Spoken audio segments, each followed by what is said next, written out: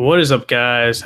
This is the Overleveled podcast, episode 43. We have not as many topics as we did last week, but we still have quite a bit of things to talk about. A lot of news regarding Henry Cavill, which will be legit the last topic. But we do have some things to talk about, such as Tokyo Game Show, and then I want to really quick read through the list through the pre-TGS conference, every new game announced, right? So we got a Kingdom Hearts trailer again. I know a lot of people are complaining, hey man, we're seeing a lot of Kingdom Hearts, I think there's there shouldn't be any more trailers, but like listen, I'm not gonna lie, every time I hear that new Kingdom Hearts 3 song, I'm just like, oof, so good. So good. But nonetheless, we did get to see Big Hero 6, which I never watched. I'm going to be completely straight with you guys. Never watched Big Hero 6. I know that was made by Disney, but I never got to see it. But it was pretty cool to see that, as well as seeing Vanitas again. And young Xehanort was in it. Give it up to young Xehanort. And we saw gameplay, and I thought, again, dude, Kingdom Hearts has like amazing gameplay if we're talking strictly 2 and onwards. 1 showed its age, but I just can't wait to see everything come to conclusion for the Xehanort saga. We also got a Kingdom Hearts VR experience, so it's seemingly a collection of moments from the Kingdom Hearts series, and supposedly not much is known about this newly announced collection, beyond the fact you'll definitely get to swing a Keyblade around. All right. And we've been talking about this for quite a while, which was announced, was the Yakuza creator was teasing a new game. And supposedly the new game is called Judge Eyes, or Project Judge. And supposedly it's kind of like a hazy prospect, but appears to be a narrative action game about solving a series of murders and follows the lawyers surrounding the case. Here's hoping for the Yakuza and Ace Attorney crossover we never knew we wanted. And that's basically, people always wanted a crossover between the two of having like, Ace Attorney and Yakuza, gameplay meshed together, and it seems like that. It looks amazing, looks fire, and I'll be, getting that because Yakuza is a good game. I played some at my friend's house. I do have Yakuza Kiwami. I don't have 0, and I do want to get Kiwami 2, so I gotta first get 0, then 2, and then finally go from 0 to 2, and then hopefully they bring the collection HD to the West. And then we got some other ones like Final Fantasy Crystal Chronicles Remastered, Samurai Spirits, unnamed Studio Stadia game, which I haven't really known much about. Gungrave Gore. Now, this is what I noticed a lot of people were talking about. It's a new game based on the anime. It's coming to Japan in winter 2019, but beyond a very oblique teaser trailer. We don't know much about what it'll involve. Exactly. And I know a lot of anime fans are super hyped for that. And hopefully it's good. I need to see more gameplay. I was very hyped about seeing Kill la Kill. That looks amazing. Kind of wanted to see more in the Tokyo Game Show, and because this is pre-Tokyo Game Show, hopefully we'll get more information, because I don't think the Death Stranding things has happened yet, which we will go over next week if it happens by that time frame. But overall, that was like the also Project Awakening. Now that game looks so good. I saw the trailer. I was stunned by the graphics alone. Just because, like, I couldn't believe what I was seeing. I was like, this is a PS4 game? I was just like, this looks like PS5 graphics. And I was just like, shit. It looks nice. It looks like it's going to be a hard game. You get to fight, like, these, like, dragging type of creatures, and it looks, like, medieval-esque. And I think this is going to be such a good game, to say the least. And I'm just surprised, let alone like the environments look great, and the dragons look like versatile and shit like that. And I just can't wait for that game. and I think people need to keep checking on Project Awakening because the game shouldn't be slept on. This is the first time I've ever heard of the game, and I am super hyped for it. It looks amazing. It's like Deep Down, right? We got that announcement back in what was it, the when the PlayStation 4 announcement was, and we haven't heard a thing about Deep Down. That game was supposed to be, PlayStation exclusive, never came out.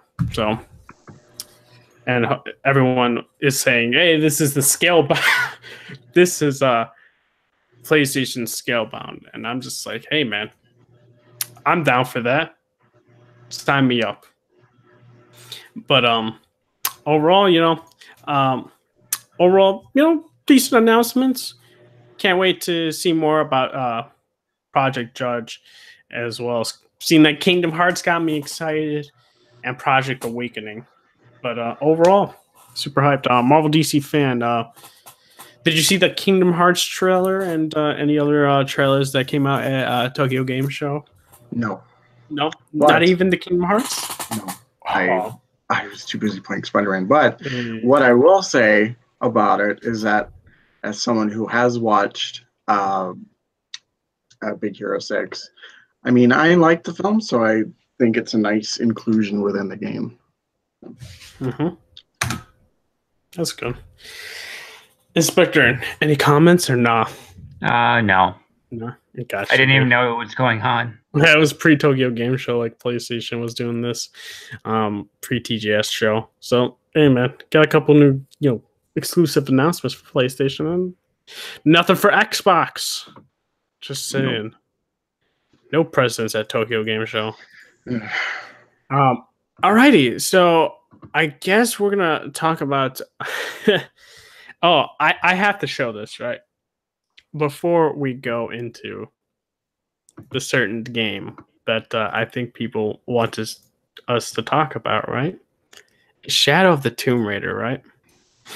I have to do it, guys, and it pains me to do this, right? It really does. It's like I really don't want to do this, but it has to happen. All right, I gotta share my screen. This is Lara when she's a kid, right? Now bear with me. I'm gonna have a comparison shot right here. We're gonna go to the next picture. This is Nathan Drake in Uncharted 3 and the PS3.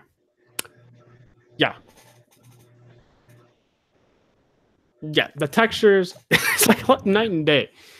This game is a PS3 game, and this game is on current generation. Like, I don't know what they did, but gosh dang, this is some lazy design, I think. And like I said, last episode, it seems like they're uninspired, and they have to make it as Lara as a kid, kind of like Nathan Drake. Hey, we're not trying to be Uncharted, but we're gonna make it slightly apparent that we are. It's just like, then don't say you're trying to be like Uncharted. It's like we've seen these, comparison pictures and seeing these very similar environments. I just don't understand Eidos Montreal. Like, and you had the audacity to say The Last of Us gameplay was fake at E3. It's a damn shame.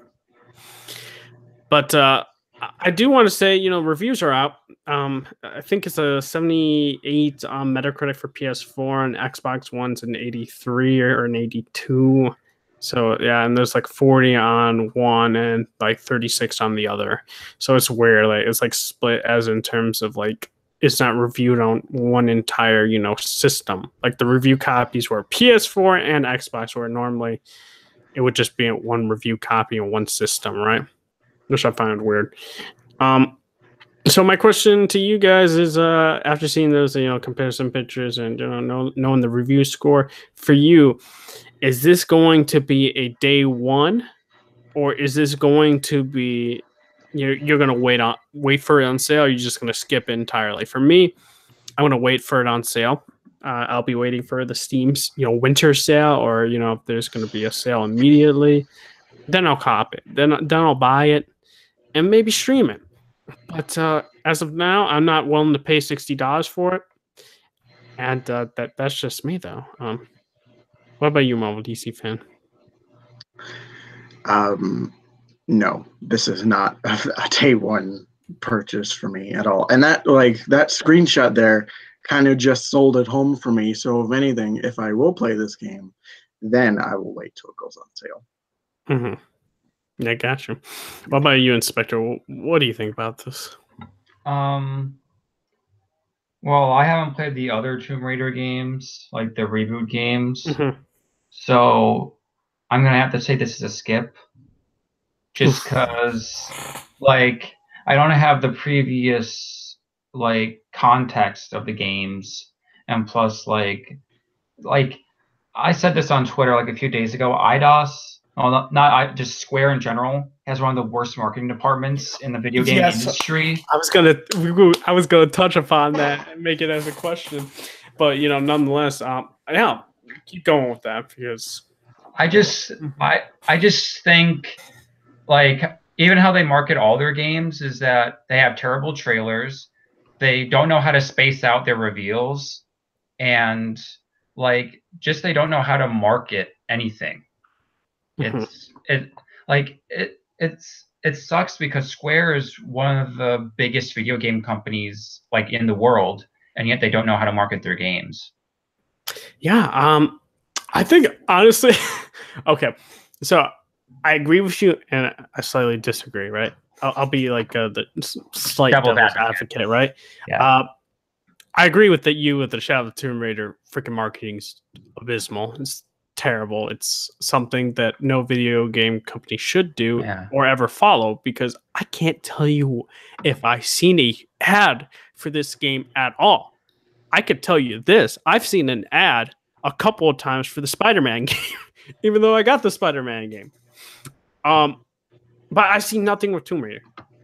What makes matters worse is getting more, screenshots of this, because the game hasn't come out yet. I don't know if it comes out tonight, but people are getting the game early because they ordered the Ultimate Edition for Shadow of the Tomb Raider, so they get it 2 days early or something like that, which I think is kind of dumb.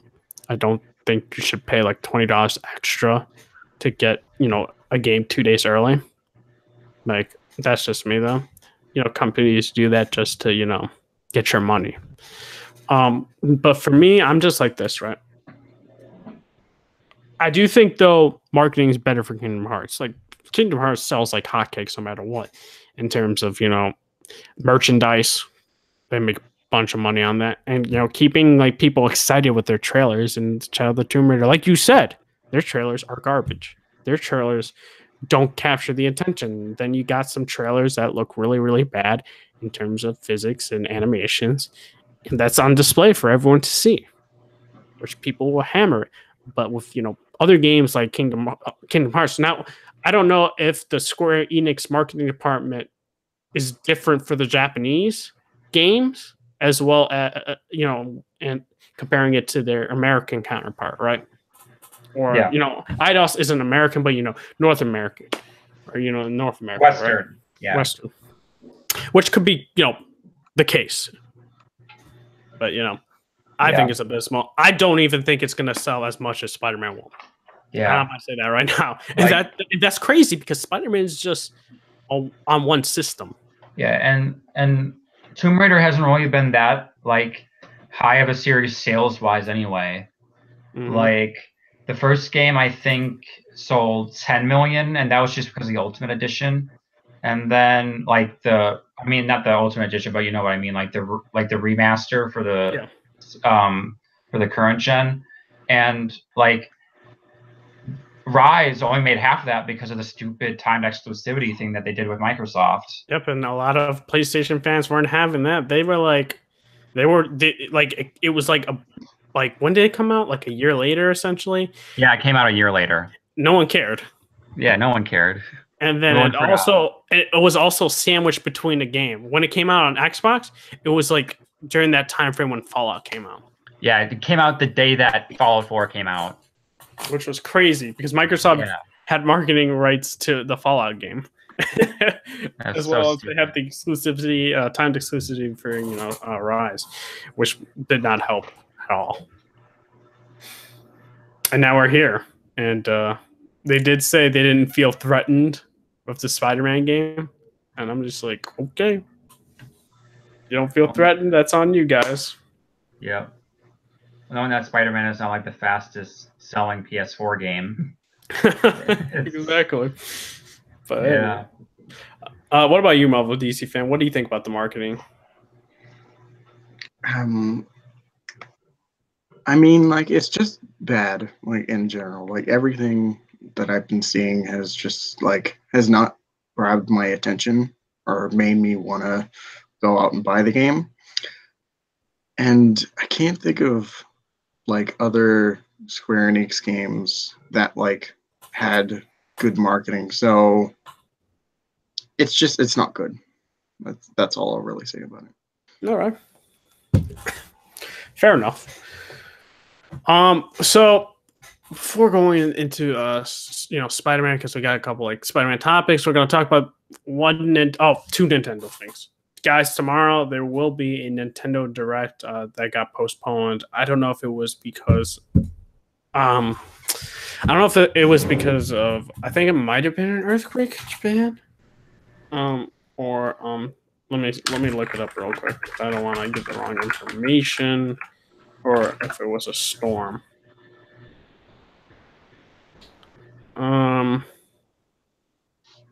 Yeah, it was an earthquake in Japan, and that's why typhoon earthquake. Okay, yeah, it's a typhoon earthquake. Yeah, so it was around like 3 days ago. And prayers go out to the families that were affected there, and do want to say that that was the reason why the direct was postponed. Mostly the direct goes in like the Nintendo headquarters in both America and Japan, so they do like both there and back, and that's kind of why it was postponed, right? But overall, you guys can check that out. I don't know what the specific time is, but it's tomorrow. But overall, we do want to talk quickly show everybody here that hey man, Nintendo got its first limited edition console, and it's for Let's Go Pikachu and Eevee, and overall it's cool, I guess. I want to show a picture to everyone real quick and see like what you guys think overall, what the system looks like, and overall, because everyone has been asking for it, like, yo, where's a limited edition console? I want to get one for the Switch. I want to get a Switch limited edition console, right? But here, let me post this. Booyah. So this right here, you can see like looks solid. You got like all like the Pikachu and Eevee stuff, the yellow, and then the brown for Pikachu and Eevee. Like that looks cool, I guess.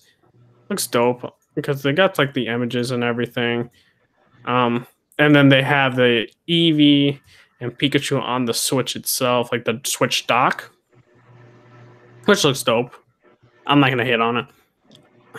And when you do that, you get the Pokeball Plus, and you get the pre-installed Pikachu or Eevee. Which I'm just like, is it just gonna be like Pikachu and Eevee, or like are they gonna give you a choice to have one or the other pre-installed? I'm confused on that front, but okay, yeah. So the Pikachu is right here, so you'll still have like the same design choice, but you're just gonna have the game installed on. But overall, what do you guys think? Design wise, you think this was a good sell for Nintendo, or you think that they should have done something different? I'm on the thing like I think that this was a good thing for them to do. And I think Pikachu, Pokemon, sells units. Now, this is not the Pokemon that hardcore fans wanted, but the casual fans will buy it and eat it up, which it's going to move units, I think. What do you think, Marvel DC fan? I mean, personally, I don't really like the color too much of the Joy-Cons. I think they kind of look ugly, but that's just me. I like the overall design of the Switch and the dock and stuff, and I like the idea of just having the same looking Switch, but one of them just comes with one game and the other just comes with another. It's I think it's kind of cool like that, but personally not a fan of the look of the Switch itself, but yeah. What do you think, Inspector? It looks fine. I don't have a Switch, so I'm not really the person to ask. Does this make me want to buy a Switch? Not really, but I mean, it's cool for the Pokemon people who want it, I guess. I got you. Yeah, overall, I think it's gonna sell units, move units and all that. Now I said this multiple times, I'll say it again. I'll be waiting for the traditional Pokemon game to come out next year. I'm not buying this game because it's just not the Pokemon game. It's not the real Pokemon game that I would want. But that's just me, overall. Yeah, I guess we can now quickly go into. Give me a quick sec to pull up the article. Alrighty, so before we go into our impressions of what we think of Spider-Man, and we're gonna quickly, talk about how Insomniac got the game. Now, this could be completely not true, and or it could be completely different, or it could be what happened. My initial theory was, and I'll say this again, that Sony got the rights for the Spider-Man games, and Marvel Games, of course, is still working closely to them, and Insomniac Games. And I said that this was part of the deal with Spider-Man going to the MCU, but Sony's still retaining the rights for the movies as well as getting the game rights for a certain amount of whatever the amount of titles, which I think it's going to be a trilogy. But this is what they've said. So I'll go into what happened. So supposedly in this month's episode of IGN Unfiltered, Ryan McCaffrey sat down with the Insomniac CEO Ted Price to discuss how the team got the opportunity to make a game featuring everyone's favorite wall crawler. Be sure and Connie Booth, who is a great friend and also one of our partners at Sony, was down as Insomniac. Price said, and she said to me one day, "What would you think about working on a Marvel game?" Price said his immediate reaction was fairly neutral, and as the studio had built a following on the back of original properties, he hadn't really considered work on someone else's IP. Once he bounced the idea off the other developers, however, he received overwhelming positive feedback. The response I got was eye-opening for me, Price said. The answer was, "Are you crazy? Of course we're going to work on a Marvel game." Marvel wasn't interested in having Insomniac work around a movie or comic tie-in either. They wanted Insomniac to create their own version of a character, and Marvel was willing to let the developer take their pick. Marvel said, "Look, we've got a lot of characters. Pick a character that you guys think works for you, and then we'll love to hear your take on them." Although he does not recall which other characters the studio discussed earlier on, Price said Spider-Man quickly became the front runner for a number of reasons. The team at Insomniac related to the plucky superhero, identifying as scrappy underdogs themselves. Most of all, however, the team resonated with the dynamic of both the heroic Spider-Man and the hapless everyman Peter Parker. He's so human and he's so relatable. He's also the most popular Marvel character in the world, I think. Price said, but it was more Peter and Spider-Man that drew us to that particular character. from a logistical standpoint, Spider-Man's web swinging antics also seemed a perfect fit for the studio, responsible for the dynamic traversal system and the critically acclaimed Xbox exclusive Sunset Overdrive. And according to Price, that fact was not lost on Insomniac. We realized that this game we had just made, Sunset Overdrive, really does help us think about how we could take traversal to the next level in a Spider-Man game.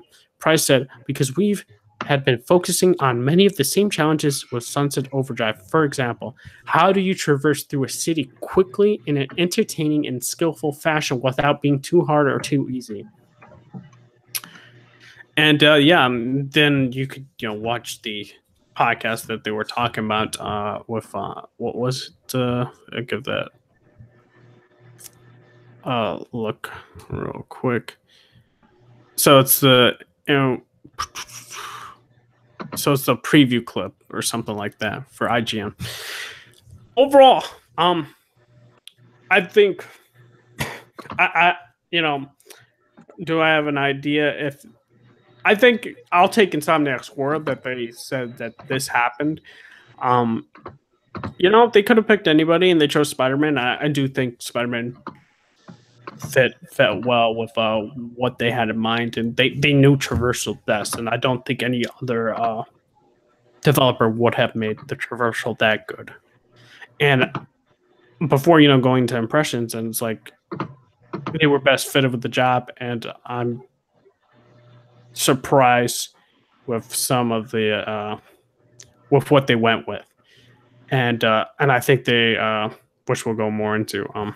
But overall, they had a bunch to choose from. I think one of them could have been Daredevil, that they might have bounced around because he's very acrobatic too, and I think that was maybe what came up from the conversations. And but overall, Marvel DC fan, what do you think about this? As well as what other characters do you think might have been thrown around at Insomniac? I think Daredevil. But I have no other idea as to what they also bounce around with besides Daredevil. I'm thinking Daredevil could have been one. Well, I mean, the story, like, I think I heard, I think that they were talking to Brian Intaharu. This was like months ago, but they were talking about how they started project on a Spider-Man game, and it's pretty much the same story. Like Marvel gave Insomniac, they let them pick whoever they wanted, and they chose Spider-Man. Honestly, I think because Insomniac games, a lot of their properties, they kind of deal with technology, like Ratchet and Clank sort of thing. So my guess for one of them would have been like Iron Man or something like that. Okay. What about you, Inspector? I mean, the story makes sense. It totally makes sense that Sony would go up to them and say, "You wanna make this game?" And they're like, "Yeah." He's one of the most marketable characters ever, and one of the most popular characters ever in all of fiction. In terms of the different characters that were tossed around, I would say definitely Daredevil. I don't know. Maybe. I mean, I'm trying to think, because Sunset Overdrive was very infamous, So, but I can't really think of a hero that is in the infamous style of gameplay. But yeah, I would definitely say Daredevil. All right. Now, there's a couple people in the gaming community who are kind of tossing around. I don't think it was a fair fact. It was, I think, in their opinion, but let's treat this as, this could possibly be a rumor. How do we feel if somehow Insomniac does not make Marvel's Spider-Man 2 and Sucker Punch does it? If this were true, which this is a very small rumor, and this was somebody on Twitter that said this, and I didn't believe what they were saying. How would I would not have? I would be kind of slightly upset because just like I think just Insomniac's a best fit for what they've done, and I don't think handing off to another developer if they set things up for a sequel, like it just wouldn't make sense for me, and I just would be like, this isn't what Insomniac would have visioned, because they made the story for the first game and they've done it. And personally, I don't think Insomniac would leave it, because you know how much money this game is making? A lot of money. It's their best game that's sold to date. They wouldn't walk away from a project of that size and potentially making even more money on the sequel, But that's my thoughts. Like, what about you? I'm a Marvel DC fan. What do you think? How would you feel if somehow Insomniac didn't do Marvel Spider-Man 2 and somehow Sucker Punch did? Well, I mean, like, I would kind of feel like I would be disappointed, mostly because, like if you set things up in the game and then just to pass it off to another developer to make up their own ideas and kind of that wouldn't really match what Insomniac set forth with it. I don't think like it would be like good on them. And also, Spider-Man made a lot of money, so I don't think you would just pass it off like it was nothing. Yeah, exactly. What about you, Inspector? I agree with everything said. Mm-hmm. So I guess we could go into our impressions. I haven't beaten the game. Marvel DC fan has, and Inspector hasn't as well. I'm on Act 3. I'm like on legit, the end of Act 2. I'm like legit, like just started Act 3. Overall, I'll say the open world looks beautiful. It's big, it's expansive, and that's like, and the city looks full of life, right? It's like it's bustling. You have people on roofs. It's so cool. What I also dug is, you can interact with the people there, as well as, doing some side missions that are cool that I really like. There are some really good varied side missions dealing with some villains, and I really like those side missions. I really like the research stations a lot, actually, because they're varied, they're different. They give backstory to Harry and his mother, which it seemed like Harry was very inspired by his mother to do good things. That he's very kind because of his mother, because we know Norman's not the best father, right? Dude's he's something. But I really enjoyed that. I also liked the backpacks. Backpacks were great, as well as the landmarks. Like doing those felt enriching, just because like when Spider-Man commented, like you were seeing in the backpacks what he's done throughout the past 8 years. Now I'm just like, cool. We got the Easter eggs and how he like adapted his suit and did things to beat certain villains, and hearing about all that was really cool. And you're getting nods to certain characters being in the universe, as well as them teasing other characters that Peter Parker knows that is in his like actual like stories.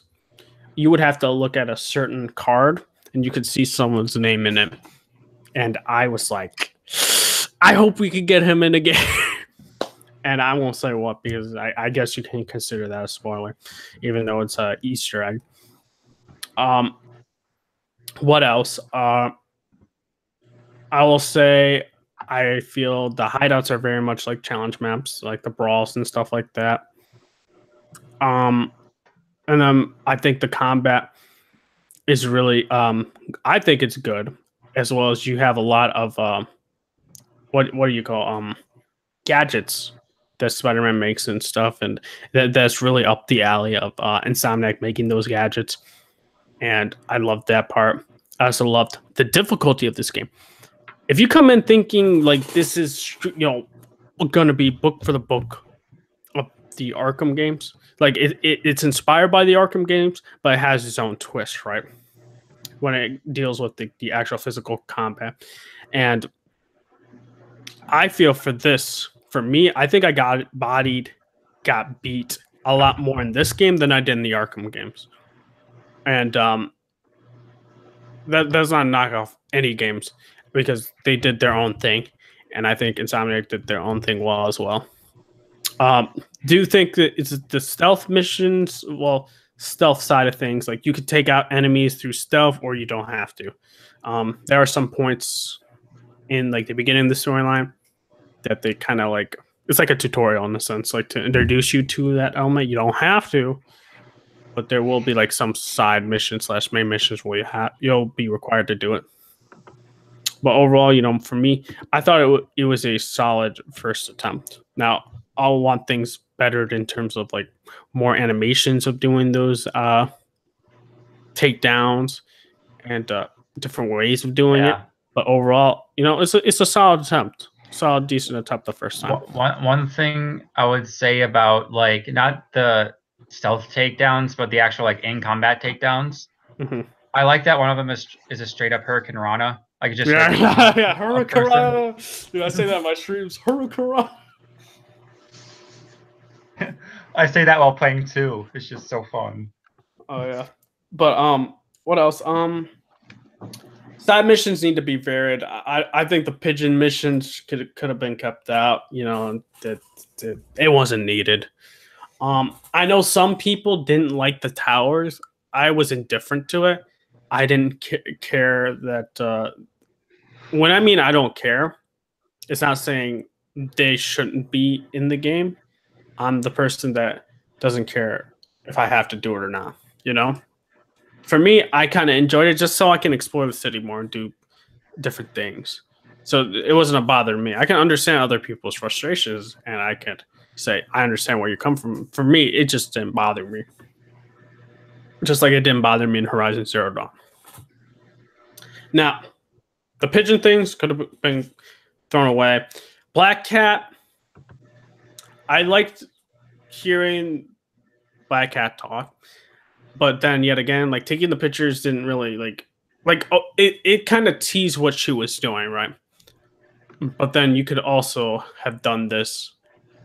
You could have not have had it in the game and just made because they're doing the story DLC in October 23rd, which for me is like I like Black Cat, and I can address that you didn't really need this. Now, the suit you get looks awesome, though. I'll say that. But for me, that was a little con for it as well. Pigeon and the Black Cat stuff, and needing more variation in terms of stealth mechanics and all that. But overall, story I'm liking so far, and I didn't think story would be dark. And I will say this: they handled the Peter Parker and the Spider-Man duality very well. I didn't expect it to be handled well, and I really enjoyed that. And I enjoyed the Peter Parker and Mary Jane interactions because it felt real, right? It didn't feel like it was anything like that. Like it felt organic in a way, right? And you can believe in that type of relationship. You can understand how this relationship didn't work in the couple months that they broke up, right? It felt real. Easter egg. I like the Easter egg a lot in a scene for the game. It's a spoiler, so I won't say, but it made me grin. I didn't expect it, and I just enjoyed that scene. Spider-Man quips are good. I think they're even better than they are in Homecoming. That's just me. Don't attack me, Homecoming fanboys. Hey, man, I like Homecoming, but I think the quips are better in the game than the movie. So you like Spider Cop?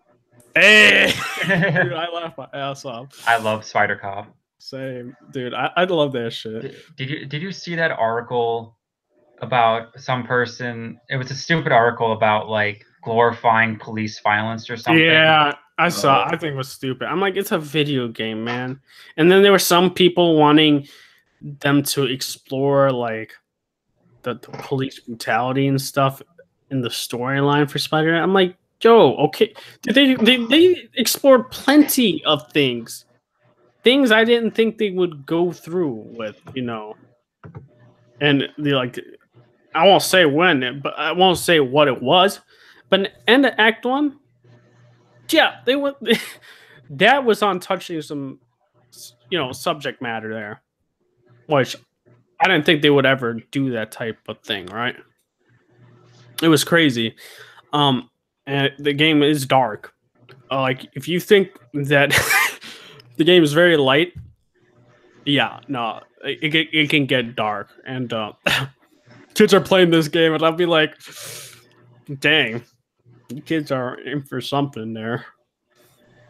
Mm-hmm. I can see some parents complaining about that, but it is what it is. It's like Spider-Man comics can get dark. So, yeah, I think the story is good. I think the interactions between Peter, MJ, Miles, Aunt May, they're all good. And like, I won't go into Martin Lee, but I thought Martin Lee was good as well. Yeah. So far, the only complaint I have for a certain character has to be Silver Sable. For now, it could be completely changed after Act 3, but I feel that she was probably the one that wasn't fleshed out the most, and that's not a knock on her. And I kind of felt the same way, like kind of like rethinking on Uncharted 4 with Nadine. It's just like she's just there for like the military, right? And it's like they didn't provide enough. Yeah. What do you call it? Character development. Yes, and I know they'll probably do this with the DLC, Silver Lining. What I'm assuming will be Silver Sable. I'm on the beginning of Act 3. It could completely change my mind after Act 3, but for now, Silver Sable is like the only one I think I have a complaint with, and that's not me saying about the voice actor or anything like that. There's not much interaction between Spider-Man and Silver Sable to go off of anything. Here's the main question, Red Hood. Is MJ hot enough for you? Oh, I've been seeing that. I've seen a lot of people complain about that. And it's like, all right, listen. Because I see Marvel fans and DC fans argue. And I've seen DC fans and some Marvel fans are like say Mary Jane needs to be hot. And it's like DC did Catwoman right. She's hot and she's sexy. And it's like this, okay? I like it. How do I go about this saying this correctly? I think she's fine. I don't think like, oh my gosh, like she's super, like it doesn't matter to me. She looks like a normal like person her age. Like I don't get the problem. Yeah, I don't really care, but like I know people were arguing about this online and forums and stuff. Like I hate that notion because like when they like tell you how hot Mary Jane is, they always use that cover of her, like that J. Scott Campbell cover of her like in the Spider-Man shirt and like that. But the thing is that J. Scott Campbell is known for over sexualizing his characters. So you can't really go off of that because that's kind of unfair because he's known for over sexualizing his characters. Mm-hmm. So, or his woman, I should say. If you've read Gen 13, you know what I'm saying. But I know there was also people complaining about Black Cat as well in the trailer. They were saying like, she's still kind of sexy, but she's not the one. She's not the one in the comics. So I think I was like, listen. And the lines in the trailers, like, and her touching that glass, she's still kind of the same Black Cat. I don't think like it really. I don't think so. See, either way, I could care less. Like if you told me Catwoman was changed differently, like like I don't know, like MJ or somebody else, like or Black Cat, I couldn't care less. Right? I mean, like the way that I look at it, like people talking about all this, and the way that I look at it is that this is Insomniac's Spider-Man. This isn't supposed to be comic book Spider-Man or like movie Spider-Man. Like this is Insomniac's own Spider-Man, and it should be treated as such. Yeah, that's true. Yeah, I agree. Yeah, but I think I'm done with what I have to say. You know, I said my negatives and mostly my pros. Like the combat for me is good. I like it, and I like the challenge. And overall, it feels like I feel like Spider-Man. And I know people want to argue about the Arkham and Spider-Man games. You feel like Batman in the Batman games. You feel like Spider-Man in the Spider-Man game, and that's all that matters. One thing I don't like about these comparisons, though, is that people are saying, "Oh, now Arkham is way too easy." It's like I've never seen Arkham as easy. Like Arkham has its own like difficulty to it, but like now people are just like, I don't like the over comparison to the Arkham games. I feel though there's big flame wars in general. There's like it's on both sides. I see it. It's like I've seen people, Marvel fans are like, this game is the best game of all time, and then I seen this game as like, nah, you guys, this ain't the best game. Batman is the best game. Blah blah blah. I seen them go into flame wars. I'm like, see personal attacks with each other. I'm just like, geez, enjoy both games. What? It's crazy. But yeah, I digress. It's like toxicity, man. It's just the fanboys in both camps. It's oof. Yeah. But I guess I'm done with what my nitpicks and some of the flaws. But overall, so far I'm enjoying it. I'll be done soon. Probably in a couple days. I think maybe I'll be done Friday if my power doesn't go out because of that hurricane. Oh gosh, oof. But overall, what about you, Marvel DC fan? You finished the game. You've done. I did, but actually, let's see what Inspector has to say first before I start. I think it's a great game. I love the swinging. The swinging is very fluid. I like the story so far. It has great pacing. It has great dialogue. All the character interactions are great. I love the humor in it, and it's a great balance of like darkness and humor. I really love like the Peter and Aunt May stuff and the Peter and Mary Jane stuff. It's like they have a bunch of like great like little interactions. And it felt real, like it didn't feel real, forced or anything. Yeah, I liked the combat. There's I've died a handful of times. I died I think I died in the first half hour. I died like once or twice. I like the challenge. I would say my complaints are the stealth. I feel the stealth is kind of stiff. It doesn't make any sense to me where you can have a takedown on a perch that's like multiple feet above an enemy, but you have to be like right behind them to do a ground takedown. Like I don't understand that. I think the Mary Jane missions are kind of repetitive. Because they're basically all stealth. Yeah, so far, I would say, Silver Sable, she had a cool entrance. That when she was introduced, that was really cool. As for side missions, I haven't really done much side missions, but I would agree. I love the research stations. They have great variety.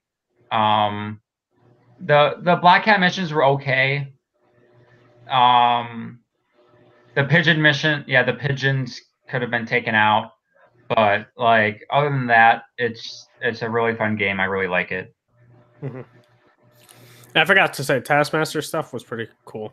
And it's just like traversing through the city. It's like if you're really good at that stuff, you get more tokens. And I forgot to say suits. Suits are cool. There's some suits I don't like. There's some suits I really like. Yeah, like I haven't unlocked all of them because I'm only on like level 26, so I haven't unlocked all of them. But I would say my least favorite is Probably the wrestler suit. I don't like that that much. I don't know why that was in the game. Yeah, I don't like that suit, but I pretty much like and one of the spider armors I don't like. I like the one with like the yellow spider, but I don't like the one that's all bulky. But I think that. Let me see that again. It's the Mark III spider armor, not the Mark II. The Mark II one is the black one with the yellow spider. I like that one.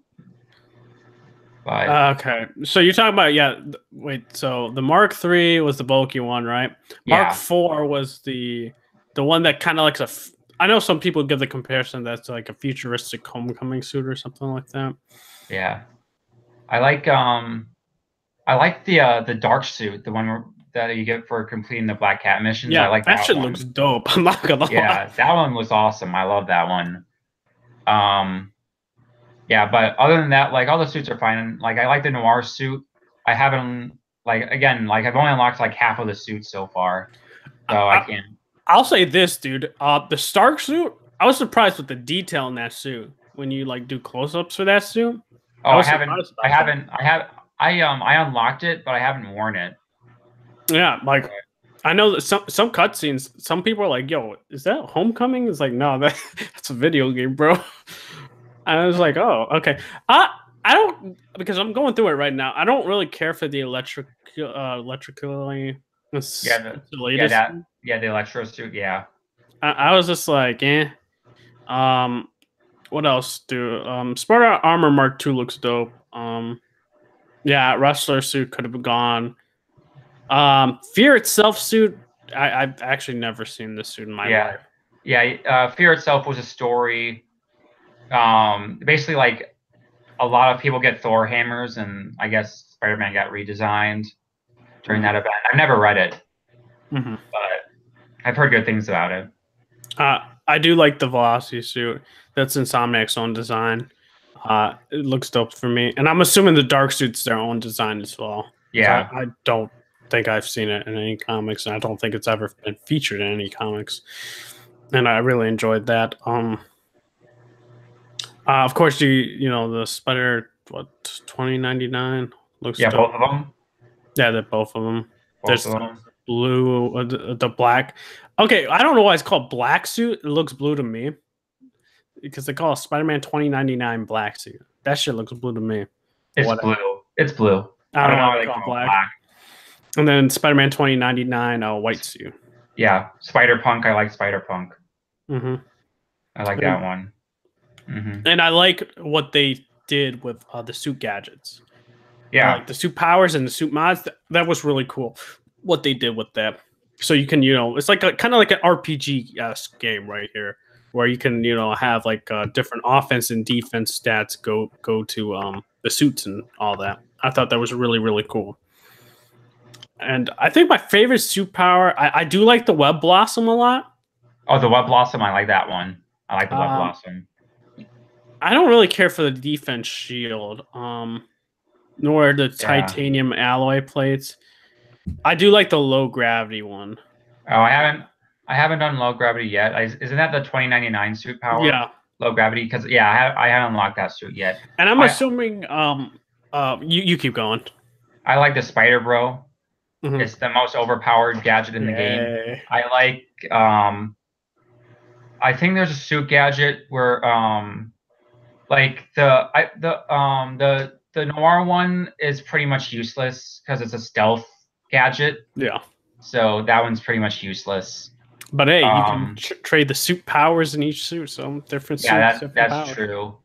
What else? I forgot which one it was. I think it's the Secret War suit that has, no, it's the Spider Armor suit, the Mark II. It has the bulletproof gadget. That one is good. I also like the one where like you get like electric punches. That one's good. Like basically all the ones that shock the enemies are really good because it makes it easier in like larger groups of enemies. But yeah. Yep. What else? Photo mode. Photo mode is dope. I love the photo mode. Photo modes, and like I'm about to make one of these photos that I've taken. Probably my background for my computer. I'm not gonna lie. It's like one of those ones I really liked. This is actually the first time like I've ever like gone deep into photo mode because I've never used photo mode. Like I used photo mode a little bit in Arkham Knight, but not that much. And I never used photo mode in God of War. But like I love this photo mode. What else? Yeah, they add a lot of stuff, and it was just like it's really good that they did. What else? You have skill trees and stuff like that, you know. Which I think I'm almost done with the skill trees. I think I need to get to level 45, and I finished the last skill tree, and I get the chain finisher. I'm almost done with the middle one, but I'm not even close to done with the other two. Oh, I forgot to mention JJ Jonah Jameson. Dude is like he's legit like the JJ from the comics. Yeah, he just hates your guts. Well, and I like that shit, dude. I was like, this dude's a savage. He's like, oh, you're a plumber? Get back to plumbing. Like he said something like, get back to like plumbing my toilet or something like that. And I was like, gosh dang, this dude's savage. And I just love this dude. It's like 2-time. I was like, what? 2-time award-winning book author, like author. I was like, geez, I love that. I kind of wanted him to show up though, but I mean, maybe they'll leave that for Spider-Man 2, or maybe he will. I'm still in Act 3, but I just highly doubt he'll show up. But I still like hearing his voice and stuff. Like he's like the JJ, I know. And overall, I gotta say, in terms of the voice acting, Yuri Lowenthal really grew on me. I originally didn't like his voice for Spider-Man, but now I love his voice for Spider-Man. Like I just really liked it. It's like Yuri's just a talented. I mean, he's been in a lot of like anime shows and stuff like that. So like, I knew him from like Naruto to the Persona 3 and 4. Like I knew the dude was talented. So I was like it was interesting to hear that. And like there's a difference. There's a difference between his voice with Peter and Spider-Man, and like there's the confidence of being Spider-Man, and then there's that nervousness of being Peter, and like that being awkward. And he's even more awkward when it comes to Mary Jane, which I just that drove it home. Especially especially the scene where like he cooks for MJ in the apartment. Yeah, that was a great scene. I love that scene. That scene was like awesome. Did you leave your clothes on the kitchen floor? Yeah, like that shit. Like that's like what a couple like would do. Like it just like drove it home. Like it felt real. But yeah, that's I guess Inspector's impressions, my impressions. I think that's really it mostly. Like, Marvel DC fan. Yeah. Now see because you finished the game. I finished the game. Actually, before I start, I looked it up, and apparently the dark suit is a comic book suit. Oh, really? Yeah. Let me screen share for. Yeah, let me see this. Okay. Yeah, this is from Lean Cool. This was from an issue of Spider-Man Deadpool. Spider-Man Deadpool. Shoot, I didn't even know that. Yeah. So. But anyway, my thoughts on the game, I absolutely loved it. The story was incredible. It is probably on par with like Arkham City.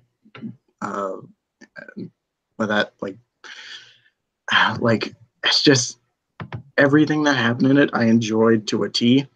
I think the voice acting is really good, especially Yuri. That was probably my favorite performance. I don't think anybody had nobody did their parts really bad, but but Yuri was great. The open world, I love it. Web slinging is so much fun. It was a little hard to get used to at first because you tap X to go faster, and that's also your web zip. Mm-hmm. But once you learn the ropes and stuff, it really does. It is incredible. And you get faster, and it becomes more natural and shit like that. It's dude, I web swing throughout that city. I think I did it for 3 hours straight, and I'm like, oh shit, I didn't do anything in this game yet. Yeah. Let me start doing shit. It's fun, running up a building and then like doing that little thing that you do on top of it. Yep. like you like launch yourself, dive bomb, get more speed. Yeah. Combat was really good. It was just like web slinging. It was really awkward at first because I was so used to the Arkham games. I see the same thing with me. I thought I was going to be like going to like another enemy. Because you instinctively hit triangle to counter.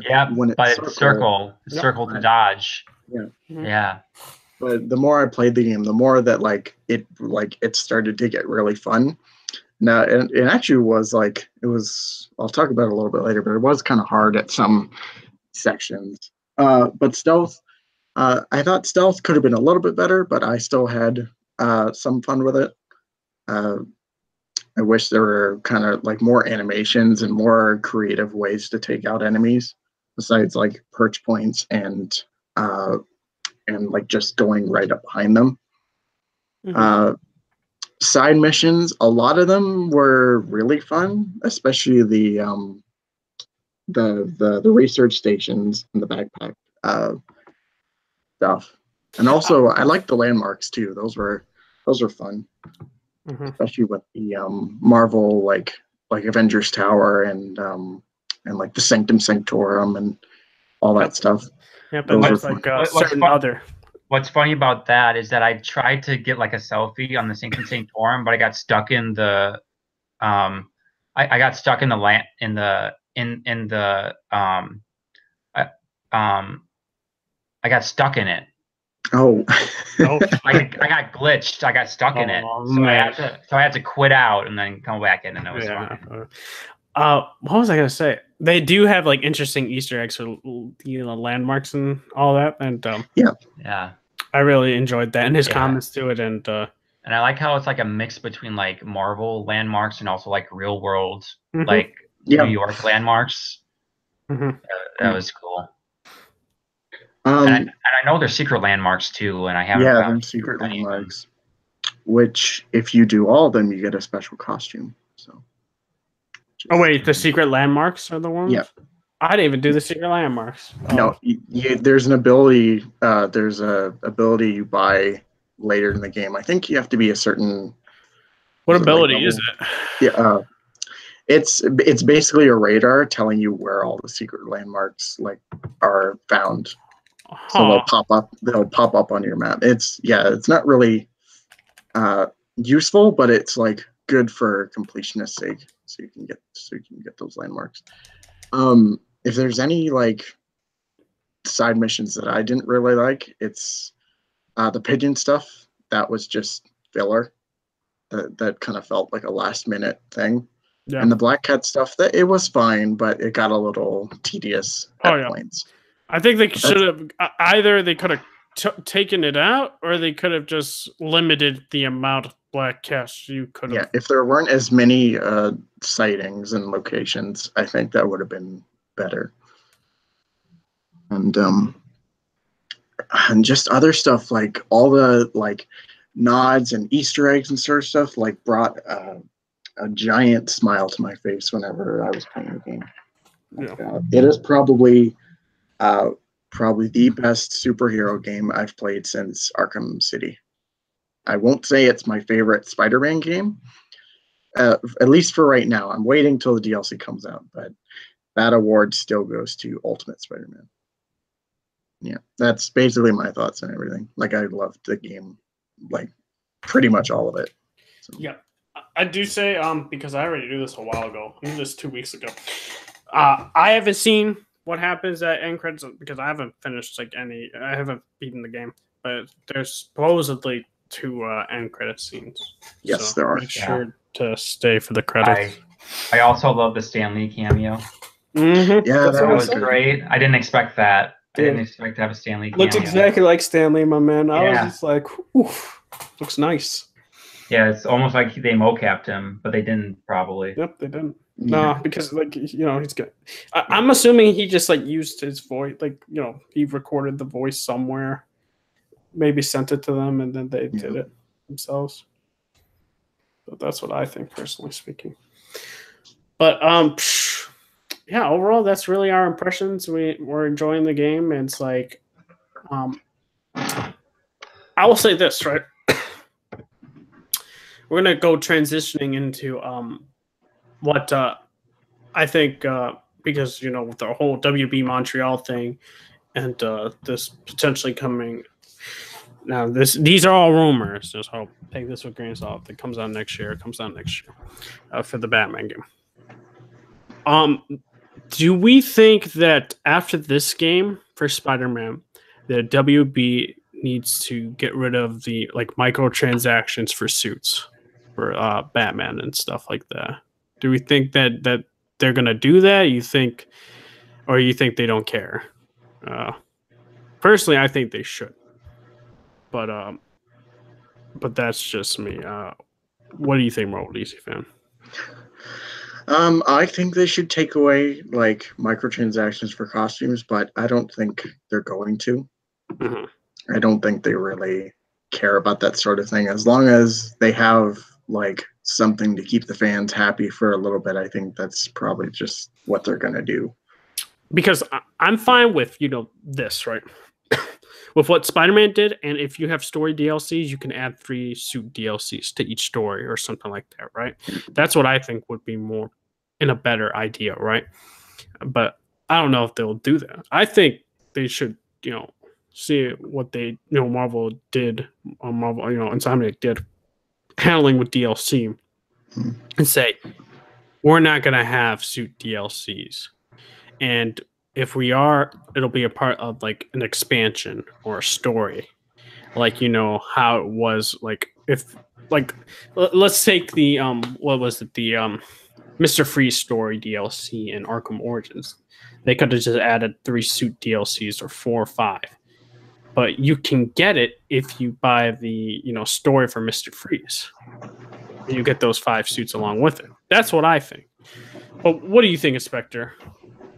I pretty much agree with Marvel DC fan where I would like them to be taken out, but I don't think they would take it out. But I'm not saying that this is a developer thing. I'm saying this is mostly WB thing. This is the publisher. And it's kind of the sad thing about it. But we do have another thing. This is regarding Rocksteady. They're hiring for to make a next, for I don't know what the position is, but it's for their studio to help. It's many different positions. Yep, it's the next generation game. I said this that I think they shouldn't make it. I think it should not be cross generation. I think it should be next gen, because I said this multiple times. I said this talking to other people, because they're like, it has to be cross-gen. I'm like, even with the PS4 Pro, and I have a PS4 Pro because I got the limited edition Spider-Man one, along with buying the collector's edition, which I'll sell that once it gets higher value. But I think because of the PS4 Pro and X, their CPUs are just a boosted CPU, an overclocked CPU of the original PS4 and Xbox One CPUs. They're not huge upgrades. GPUs, yes. But I think CPUs are very important when it comes with the physics and with what can happen in video games. And we're not talking about textures and resolutions and particle effects. That all comes with the GPU. That affects GPU. Physics and all that. Open world affects the CPU, and with having a next generation and having a beefed up CPU, you're going to have more things to do in the video game, more better AI, better how the city reacts and all that. That's what I think. Well, Marvel DC fan, what do you think? You think that this next generation Rocksteady game should be next generation strictly, or for cross generation? I think that it should mostly be a next generation game, because when you're developing for multiple systems, for new gen and also old gen, that kind of that just kind of stirs up problems, and that's happened a lot with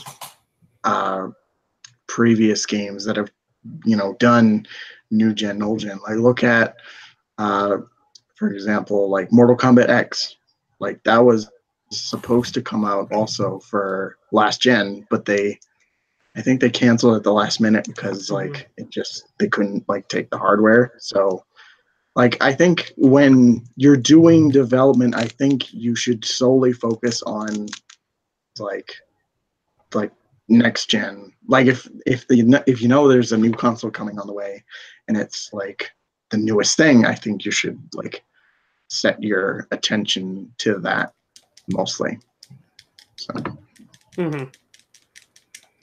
Alrighty. What about you, Inspector? What do you think? I agree pretty much with Marvel DC fan. I think they should keep it like next gen because I feel that you run into problems with programming when you do cross gen. Like I think that's one of the main reasons why like Ubisoft did Unity and Rogue. They like split the development teams and did 2 different games. Yep. And also like I don't know how big of a graphics difference that Black Flag had because Black Flag was cross-generational. So I think it's smart for them to just do the next generation. Yeah, and it's like, and also like you're able to create more things in the video game as well, because when you create a cross gen, your base is technically the old generation. The only thing you can do that's new is just upgrade the textures, and that's about it, and upgrade the resolution. You can't really do much. Whereas you have, a brand new generation, and this might be, rumored to be, a Superman game. Like you're able to do more things in the city. The city is more different, like stuff happening, rather than if you just make a cross gen, that stuff may never come to fruition because it's harder just to do it basing off older tech, because you're going from older to newer, and you're just upgrading textures and resolution, and that's it. And like I raised this question. I think they're still going to use Unreal, but do you think they're going to be still using Unreal Engine? I think they're going to do Unreal Engine, but it's not going to be the modified Unreal Engine 3 though. It's going to be Unreal 4. I think it'll be 4.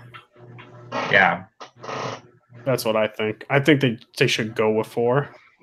That's just me. Yeah, same. I agree. Because, and plus, I think the modified Unreal Engine 3 is just strictly Batman too. So it's like you're making a brand new game from the ground up too. Like you got to think about it in that aspect, right? Because this combat is going to be way different than the combat in the Arkham games. Like in terms of traversing the city and doing things, like it doesn't make sense for them to use that modified engine. But that's me. Hey, maybe they'll be like, hey, we're going to use that modified Unreal Engine 3. And I'll be like, oh, I guess they'll use it. But I highly doubt that. Highly doubt they'll use it. I think that's it with the gaming talk. We have 2 things regarding, one's TV and then the other is movie-esque, drama-esque stuff happening. But we'll go into Daredevil Season 3 got a teaser trailer. And I have not watched Iron Fist, but supposedly this was like an end credit scene for Iron Fist, and then they released it a day or 2 later on the Netflix YouTube channel. And I said this in my theories videos, and I got some views for it, that they were going to do the Born Again storyline. I said this before. I actually said this before even Defenders came out. Yeah, so I did that video before then, and I was guessing that they were going to do the Born Again. I said right after Season 2, I was like, this is going to be Born Again. With the Wilson Fisk prison scene, and I based it off of that. And it seems like it's coming into fruition, right? I did see some leaked photos on set that weren't supposed to get out, and it's very much looking like the Born Again storyline that's being the inspiration for Season 3, which I think is like the best storyline in Daredevil. But that's my personal opinion. And this line speaks to like character from Matt and Daredevil, because it seems like he's given up on the justice system, and he even says in like the trailer, darkness responds to darkness. Like the only way to fight darkness is with darkness. It's like I'd rather die as the devil than live as Matt Murdock. And I was like, that is deep. And I was like, this like just speaks to Matt, because like he's been failed by like the legal system too many times, right? And he's at this low point where like he thinks he's gonna do more as Daredevil than he ever would in a court system. And that to me is like he always struggles with that. He always finds like Daredevil as kind of like this like last like resort to use. Like him finding evidence and stuff like that, that he's going to get these bad guys through the system, through through prosecuting or just giving that to the police, but that's not working. And I won't go into more of the Born Again because I don't know how much they'll use and how much they'll change. But yeah, I totally think Bullseye is going to be in this show. And they've hinted that Fisk is going to be the main villain. And I always liked Fisk and Daredevil. So that's always a plus for me. And I just can't wait. And also seeing, his mom will be a joy to see.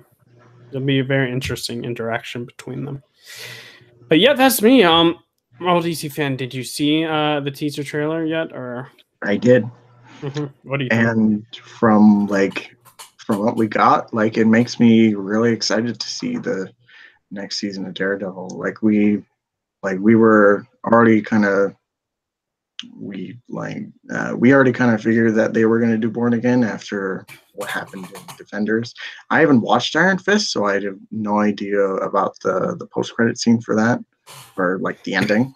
Yeah. But I mean, like, I mean, I just like from what we've been hearing, it makes me really excited because, like, Daredevil is probably one of probably after going back to it, probably my favorite Netflix of the Netflix shows. So to kind of like get characters like Wilson Fisk back, who was probably the highlight of Daredevil season 1, getting him back and maybe seeing Bullseye and all that, like it just makes me excited. Like I can't wait to see it. Mm-hmm. Yeah, it's gonna be a dark story. I'll tell you that, guys. Oh yeah. Like, you think season 1 and 2 were dark? Oof. Born Again's gonna get a lot worse. I'll tell you that.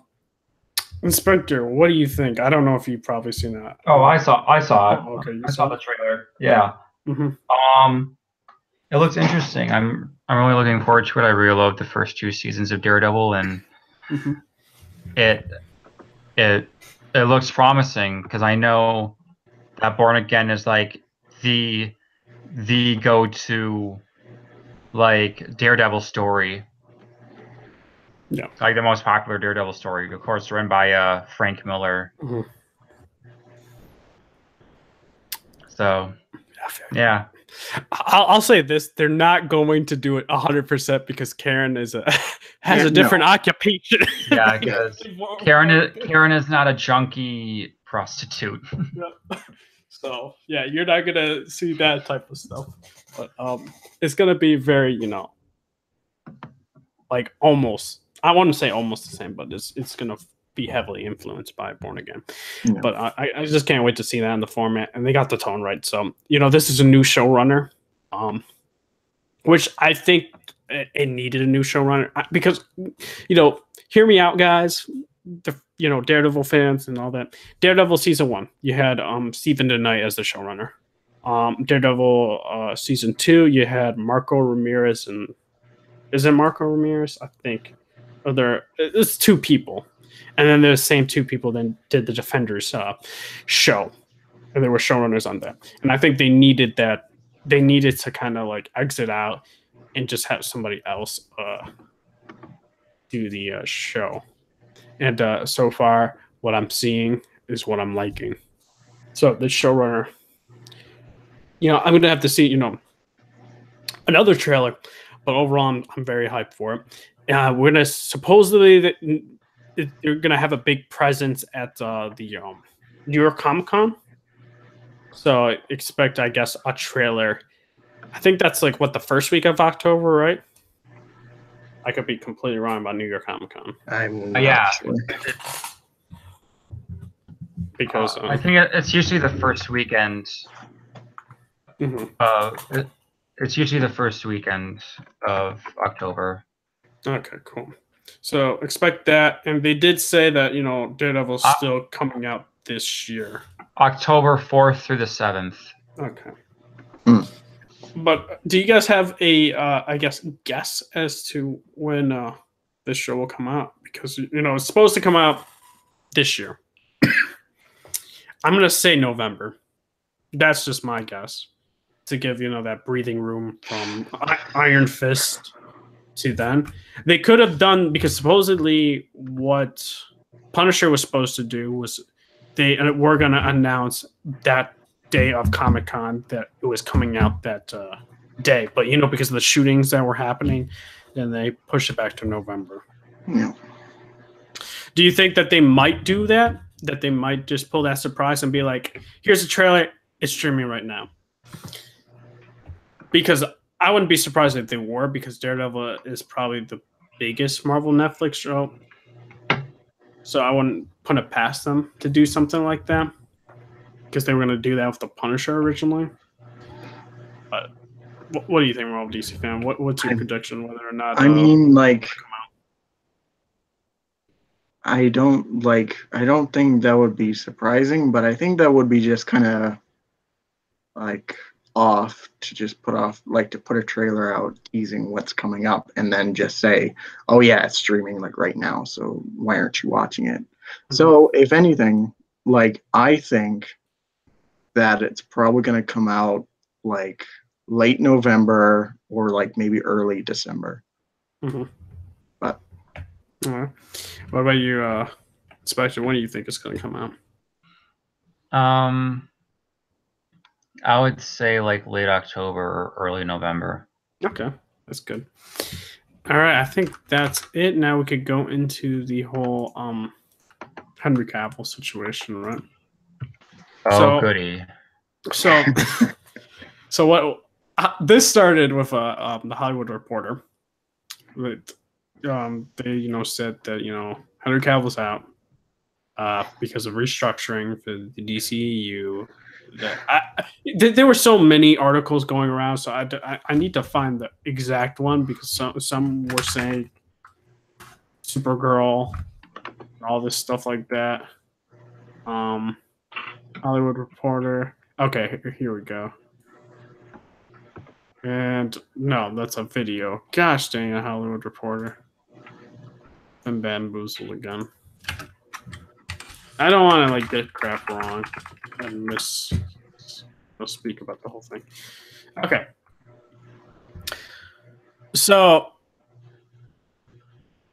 supposedly Warner's this is it. Warner's had been trying to enlist Cavill, who most recently co-starred at Mission Impossible Fallout, which I just saw last Monday, Labor Day. It was a good movie, actually.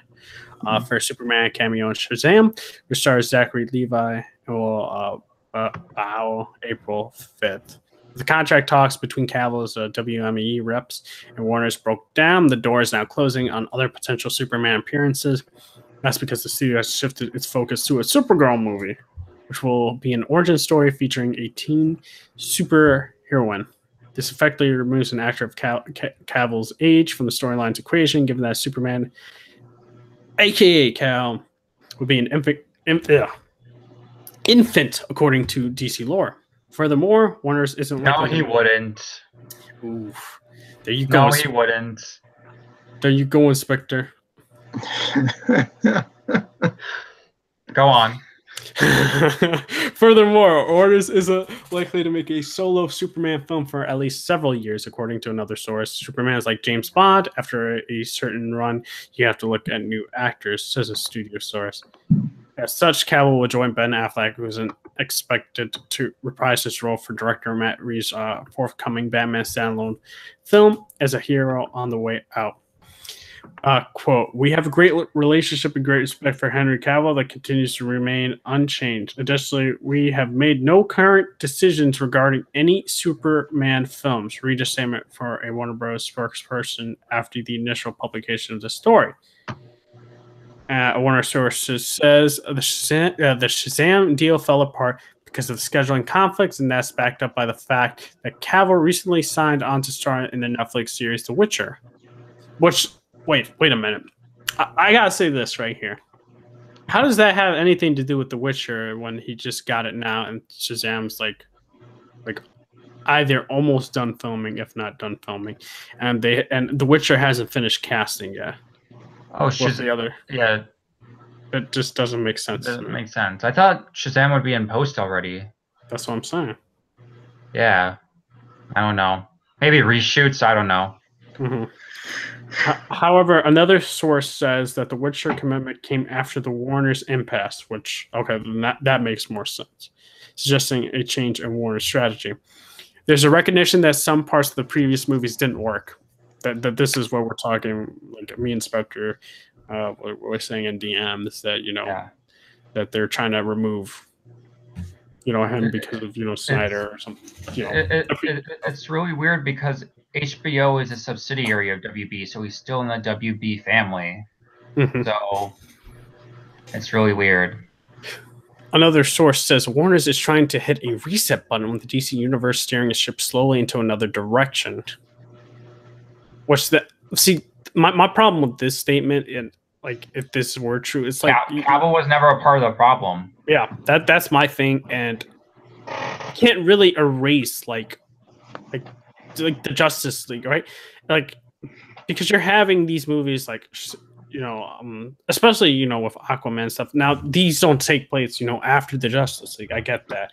I don't know about Shazam, whether or not that takes place between Batman v Superman and Justice League, or it takes place after Justice League. I haven't read anything about it. I think it takes place after, because they have like Superman Returns. Oh, okay, then it's after.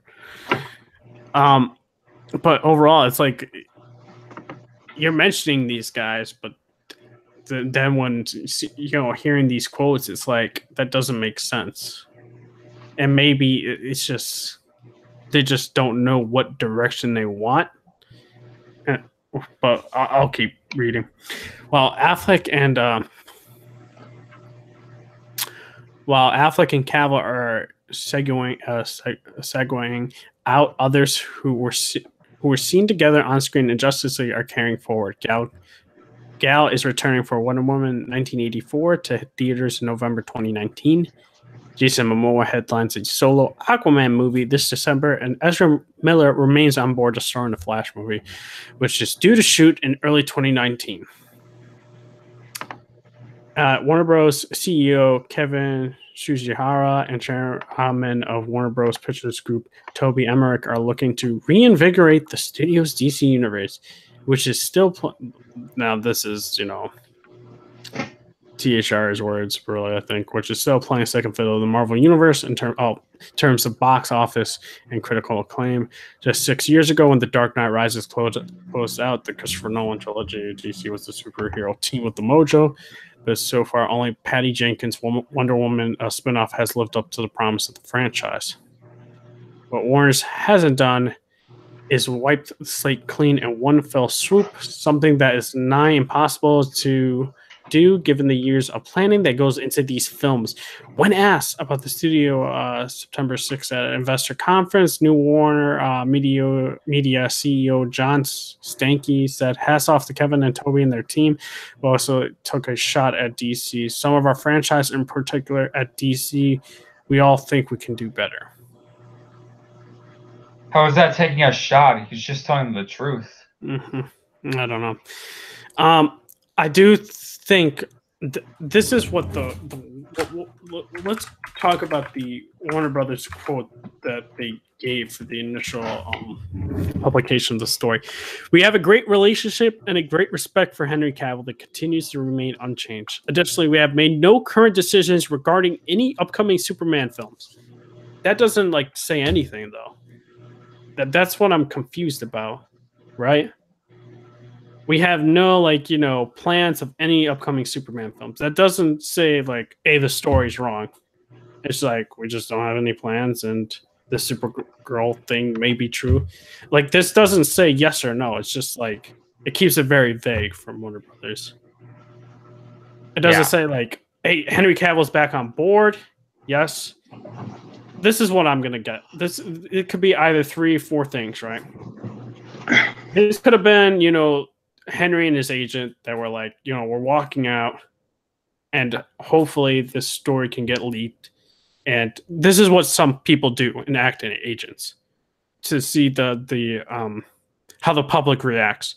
The public reacts very positive for the person leaving in terms of like, we want them back, we want them back. Then the company sees that and they say, oh, whoa, we'll pay you more. That could be one thing. Other thing could be Warner Brothers, like people are saying, the article is saying they want a new direction.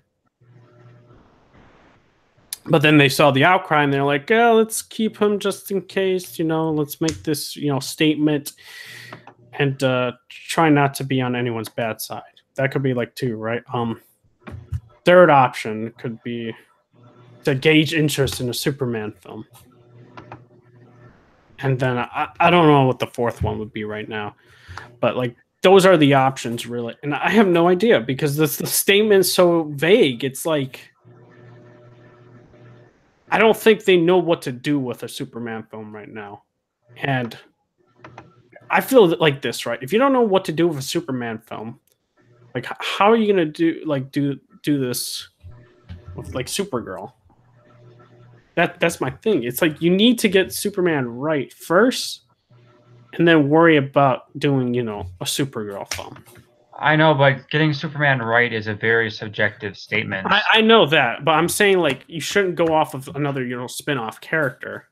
Like I think you should like work with this, but like I just like you didn't like lead into this. It just feels so random and say let's do a Supergirl movie. I agree. Like they should have done a Man of Steel 2 first, and then like introduce her character in some way. I don't know, like some way.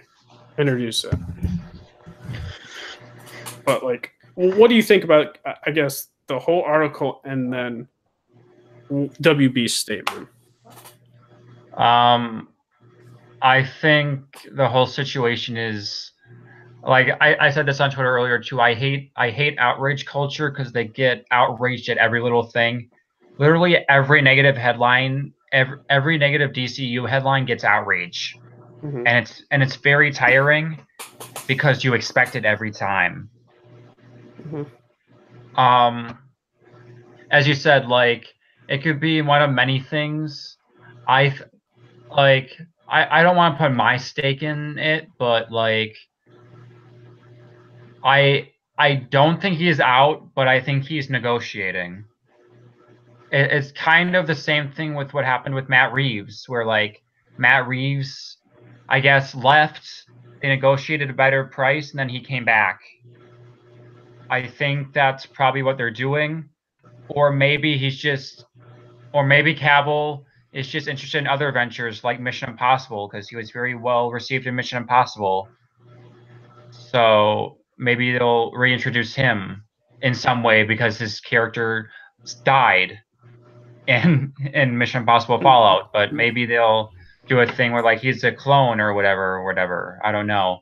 But I just think DC and like Warner Brothers, like I don't want to say DC because I hate when people say that DC films and DC comics are the same when they're different.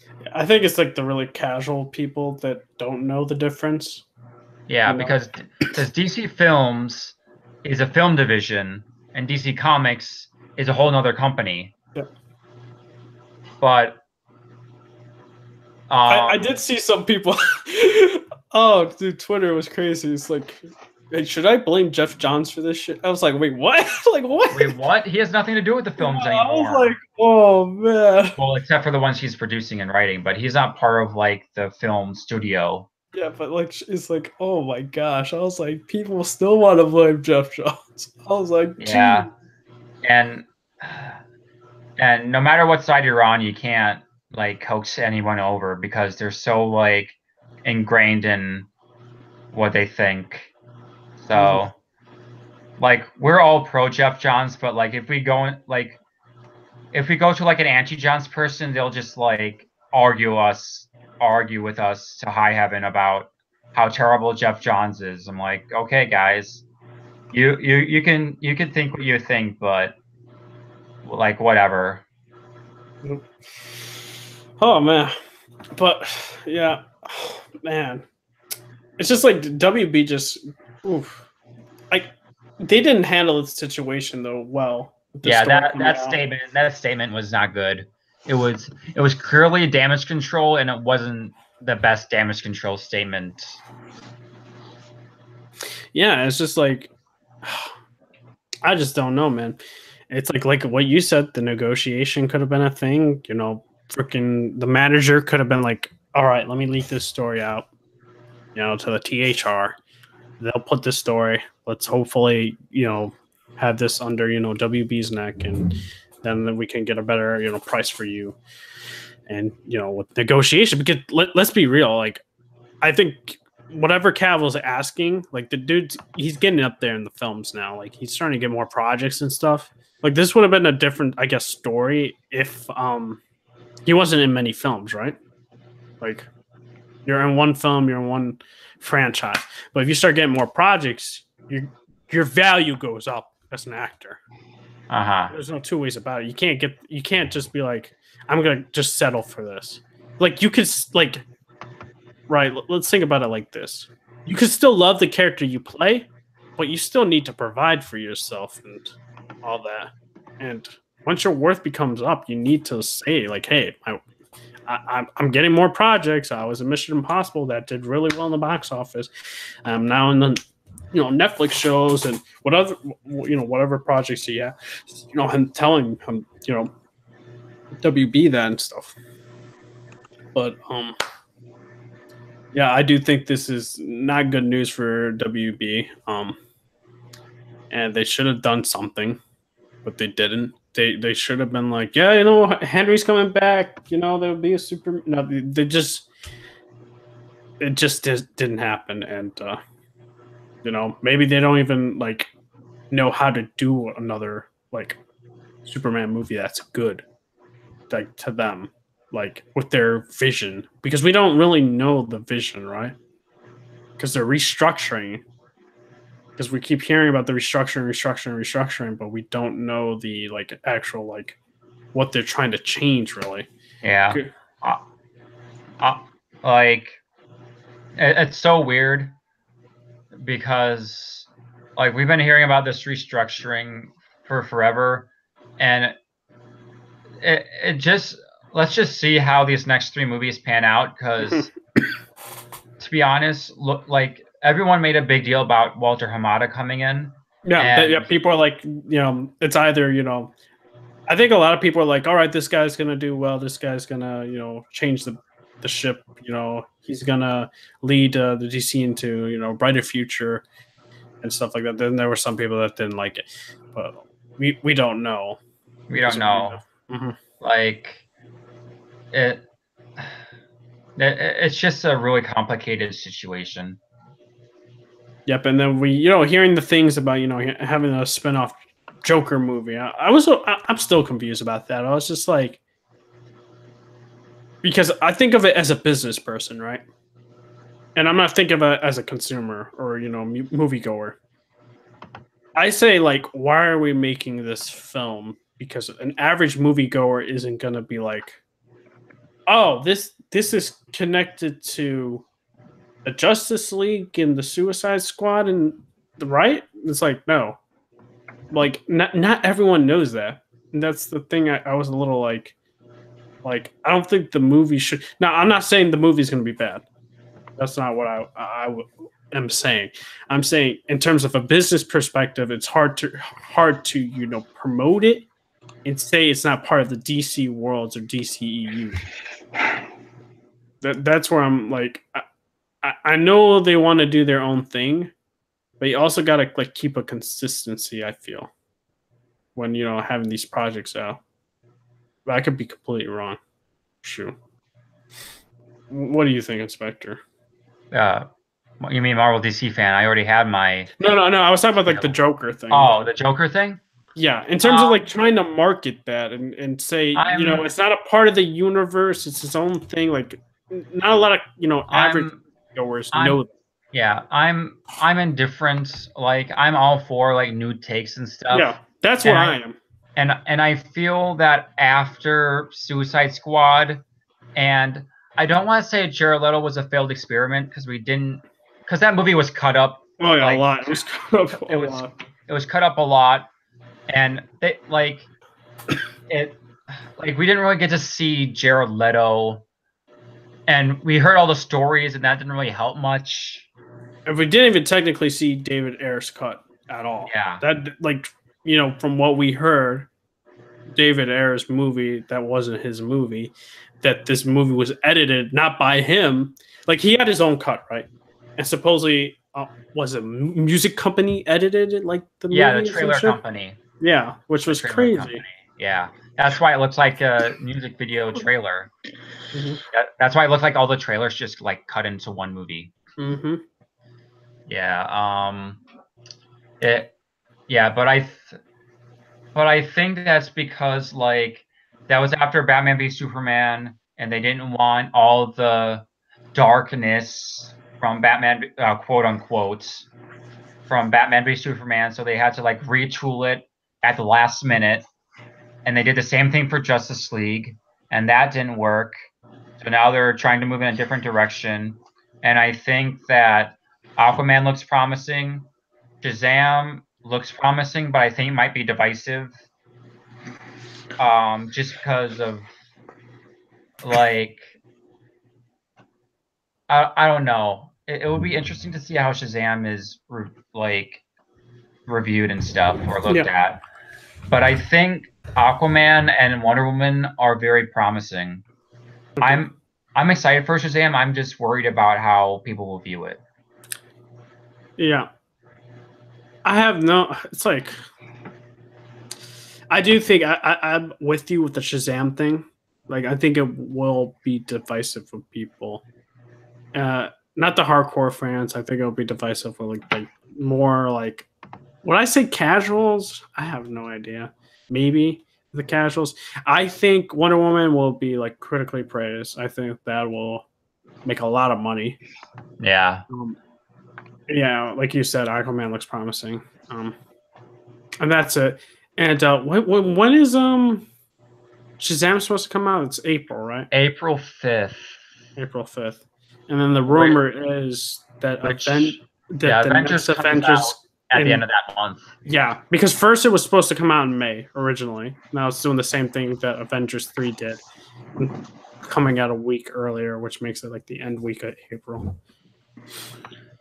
Yeah. But Marvel DC fan, what do you think about this news and WB's statement?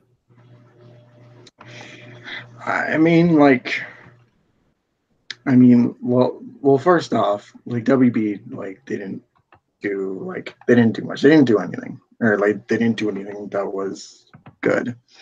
I mean, like for Cavill's case, like I don't know what to think. Like I want to be optimistic and say that he's not, like, it could be like a negotiable thing, but at the same time, it might be just like, because he's getting more popular, maybe he wants to try like new ventures, like Mission Impossible and The Witcher and that sort of stuff. And also, what I will say is that with this, like, it doesn't really help like the DC films, like the situation. It doesn't make it like it's not helping it anymore, because like when they talk about like new projects coming, like the Supergirl stuff, like it doesn't really like I just heard about the Supergirl thing from what you were talking about, and I I'm not can't, like, I think I said this before on an earlier podcast. It's like, what DC should do is just focus on what's going on now, because like they're already announcing like 20 other projects, and those are like just basically, just that. Like they're like, it's hard to put into words, but just focus on like Shazam, Wonder Woman, that sort of stuff. See how that does, and then just move on from there. Mm-hmm. It's just a giant mess. Yep. Well, what did we think about this Instagram video with Henry Cavill? It's way too vague. It doesn't confirm or deny. That's what I'm saying. Like, you could make the argument that confirms the reports, and you could make the argument that doesn't confirm the reports. Like, I don't know. Like, that didn't help. I was like, I was super confused as to why he did it. Right? It was like, it could be still with the ploy of having WB give him more money if that's it. But like, I don't know. I really don't know. It was just too cryptic, and no one can tell what it was. It was like, it just didn't help matters, I guess. Yeah, I don't like all I can really say about it is like there's like nothing really to go on. It doesn't say if he's staying or if he's leaving or not. So all right, I don't know. All right, I guess the last topic is like another report came in. Like, I don't know what to think about it, but it was saying like Inspector, saying something about Michael B. Jordan playing who would he be playing? Val-Zod. Yeah. I feel like this report might be fake. Like, I don't know. Like, that doesn't make sense. The problem with the article is when she said Cal would be an infant, because that's flawed lore. Because if you've read comics, you know that Supergirl was sent off. Supergirl, when she was in her pod, she got knocked off course. Yep. So she was in whatever it's called. Suspended animation. Yeah, suspended animation. So she aged. So technically she's older than Superman, but she appears younger because she was in suspended animation. Mm-hmm. She had less time to age. Yeah. So for like the Michael B. Jordan thing, like how do you think that was like started? Like, I don't know. I think Michael B. Jordan is just really popular, and like, what was it? A rumor just like started by a bunch of people on Twitter, or was it like, I don't know? Like, I think IGN even posted about it for some reason. I'm gonna look. They have that article still there. It would be interesting, but I personally don't know. Even if they do go like the Earth 2 Val-Zod angle, I don't think he fits Superman. But like, I can't really see him. Like, that's not just because of his race. I'm just saying I don't see him as like Superman. Like, just his look and like his physique, it just doesn't. And just the previous roles that he's gotten doesn't scream Superman to me. Mm-hmm.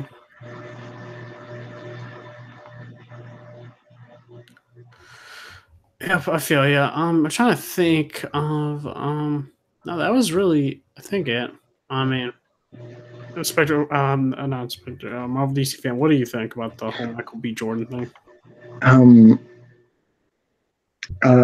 I think I would find that interesting, but I'd like Inspector was saying, like, I don't see him as Superman in my eyes. But yeah, I feel you. True. That's gonna be it for this podcast, guys. It was a good episode. We talked a lot, and we'll see you guys next time. We're gonna do our outros now. Guys, make sure to hit that like button if you're seeing this as a past broadcast. And if you want to see more content from us, make sure to hit that subscribe button as well as hitting that bell notification so you can get updated as when my live streams go live and my videos go live as well. I do have a Twitch. Do you want to say, make sure to go to my Twitch channel, Redhood420. I am streaming Spider-Man, and we'll be finishing that in a couple of days, mere days. I'm going to say 3 days tops. We'll finish it, and then we'll go back to doing Kingdom Hearts and God of War, and as well as other things. Also, make sure to follow me on Twitter at Redhood240.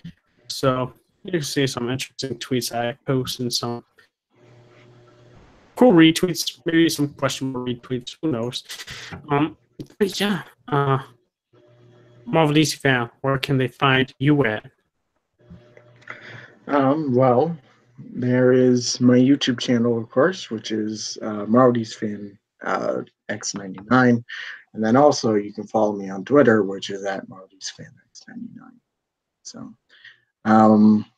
just doing stuff like Batman Arkham and Batman Telltale on my YouTube channel, and occasionally, I think Thursdays, I stream on Twitch. I stream some of that Arkham Knight, so you can also follow me on Twitch, which is MarvelDCFan X09. So make sure to click on my stuff, subscribe, like my videos, share it to all your friends and family, and see you then. I completely forgot for the people watching. Insomniac stayed on tweet that they're almost done with New Game Plus, so that will probably be going in a patch maybe by the ending of September, hopefully. Hoping, because I'll probably replay it once they put New Game Plus again. So, Inspector, where can they find you at? They can follow me on Twitter at the Inspector and check out my new article coming tomorrow. Nice. You'll be posting that on Twitter, my man? What? I'd say you're going to post that on Twitter. Yeah, I will. Yeah, I will. That's good. But, do you want to say thank you guys for watching? You guys are awesome. This is Overleveled Podcast. Signing off. Take care. See you guys later.